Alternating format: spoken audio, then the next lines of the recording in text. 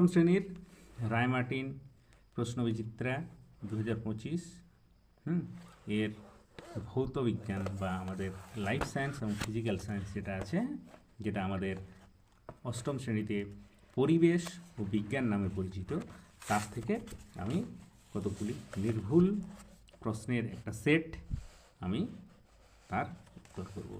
তাহলে এখানে আমাদের দেয়া আছে প্রথম পার্বিক যে মূল্যায়ন, তাতে বল ও চাপ, মৌল যৌগ রাসায়নিক বিক্রিয়া, আর আমার দেওয়া আছে জীবদেহের গঠন। হ্যাঁ, এটা লাইফ সায়েন্স থেকে, এ দুটো হচ্ছে আমার ফিজিক্যাল সায়েন্স থেকে। হ্যাঁ, মোট 3-30 নাম্বার। হ্যাঁ, এমসিকিউ থাকবে 4-1-কে 4, এটা ভিএস এ 2-1-কে 2, এসে সেটা হচ্ছে 2-2-4, তাহলে মোট 4 আর 2-এ 6 আর 4-এ 10।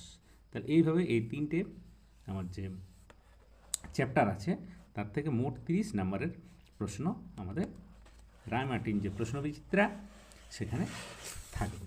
তাহলে এই যে প্রশ্নবিচিত্রা থেকে আমি যে প্রথম স্কুল এখানে দেয়া আছে আমার lake town government sponsored girls high school.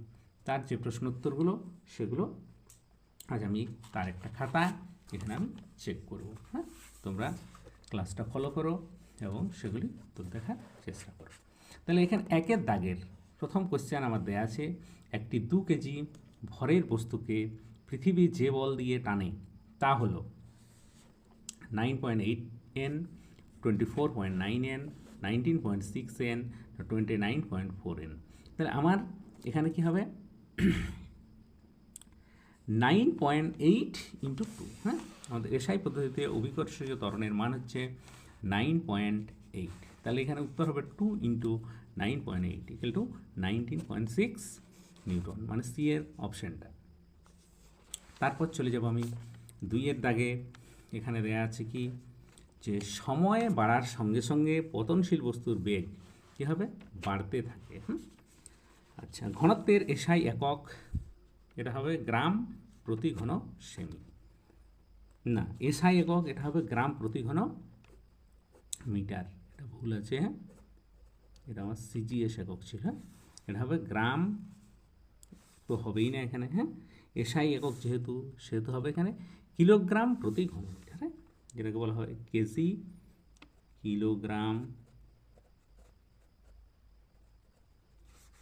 প্রতি ঘন মিটার। ডি এর অপশানটা হবে। হ্যাঁ, এটা ডি এর অপশান।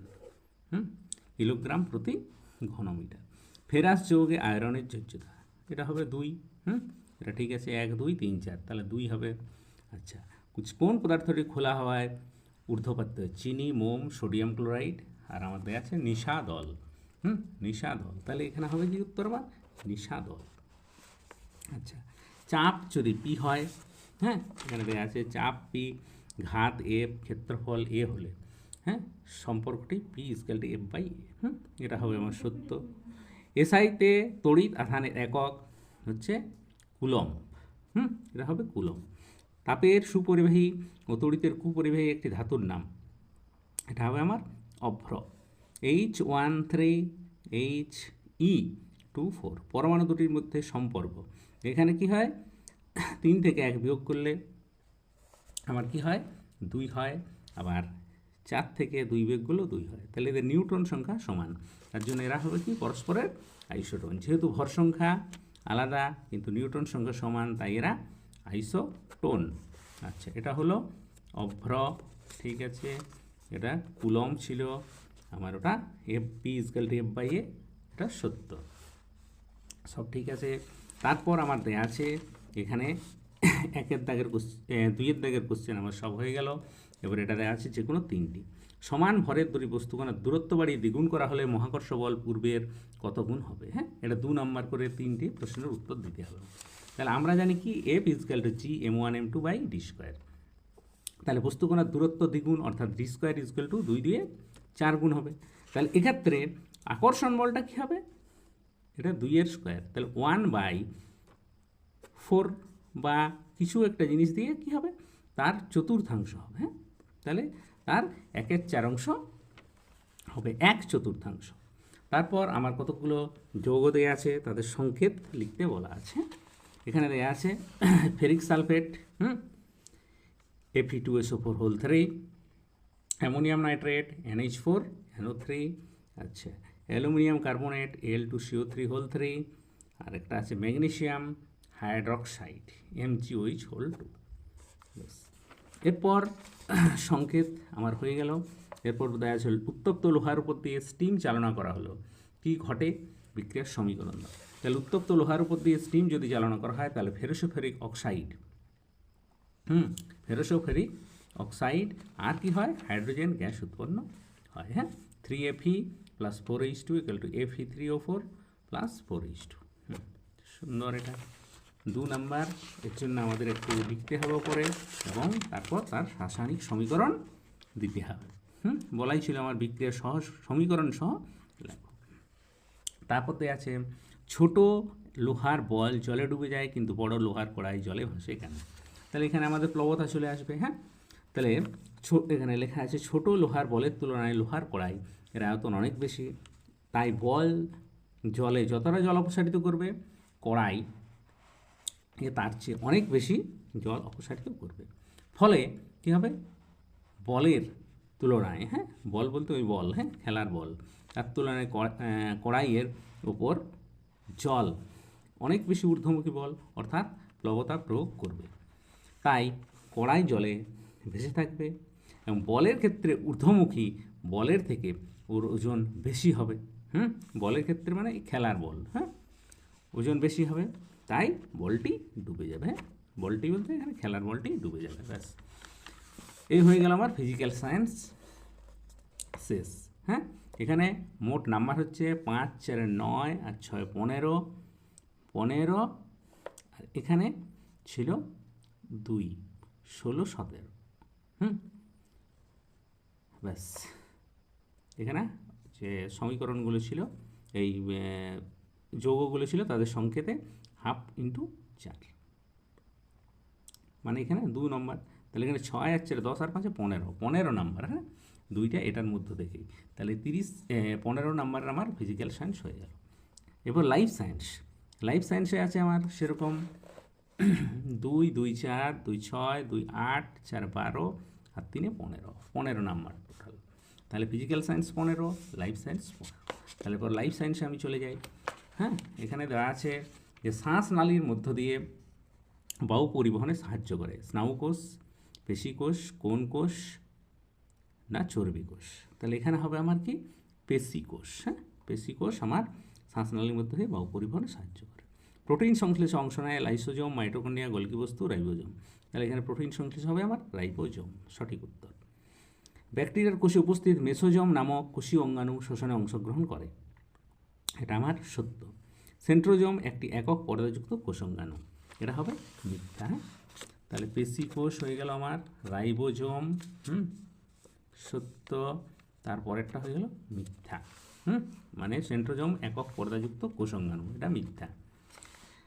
নেক্সট কোশ্চেন আসছি আমি, মানুষের ড্যাশ কোষের দৈর্ঘ্য সবচেয়ে বেশি? তাহলে মানুষের কি হবে? স্নায়ু কোষের দৈর্ঘ্য সবচেয়ে বেশি। আর তারপর আছে পিতামাতা থেকে তাদের সন্তানদের মধ্যে বংশগত ড্যাশের মাধ্যমে বাহিত হয়, এটা হবে জিনের মাধ্যমে বাহিত হয়। স্নায়ু এটা হয়ে গেল জিনের মাধ্যমে বাহিত হয়। হ্যাঁ,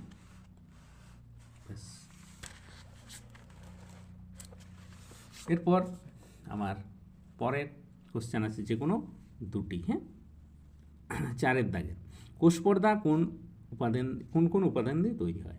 এটা আমার হবে প্রোটিন, লিপিড দিয়ে কোষপর্দা তৈরি। গোলকি বস্তু কোন অঙ্গাণু থেকে সৃষ্টি হয়? এটা হবে এন্ডোপ্লাজমিক জালিকা। উদ্ভিদের 2টি অংশের নাম লেখো যেখানে প্রস্তর কোষ দেখা যায়।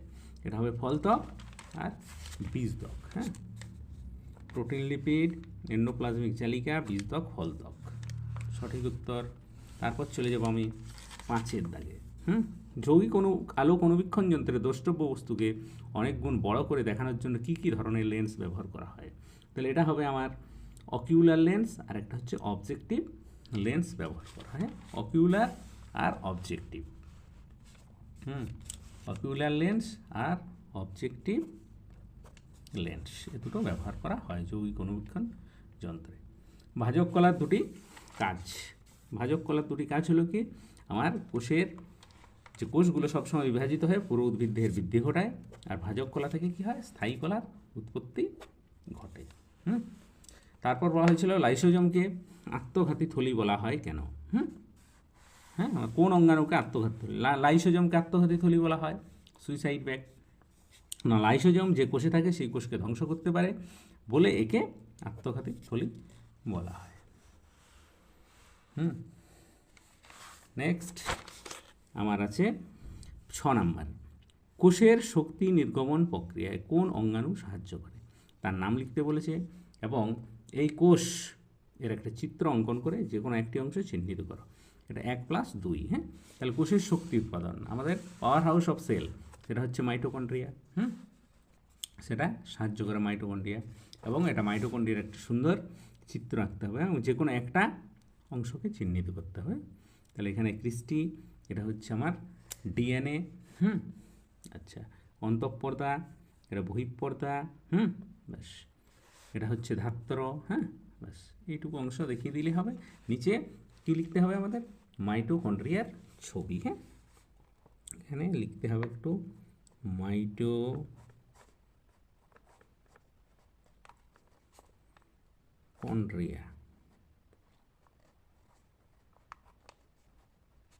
ব্যাস, ছবি ঠিকই আছে। তাহলে এইভাবে সব প্রশ্নের উত্তর লিখতে হবে। হ্যাঁ, পরের ক্লাসটা আমরা পরের যে স্কুল আছে আমরা সেইটা করব। হ্যাঁ, পরের স্কুল হচ্ছে বালুরঘাট হাই স্কুল আর দিনহাটা হাই স্কুল। পরের ক্লাসে আমরা সেই কোশ্চেন নিয়ে আলোচনা করব। হ্যাঁ।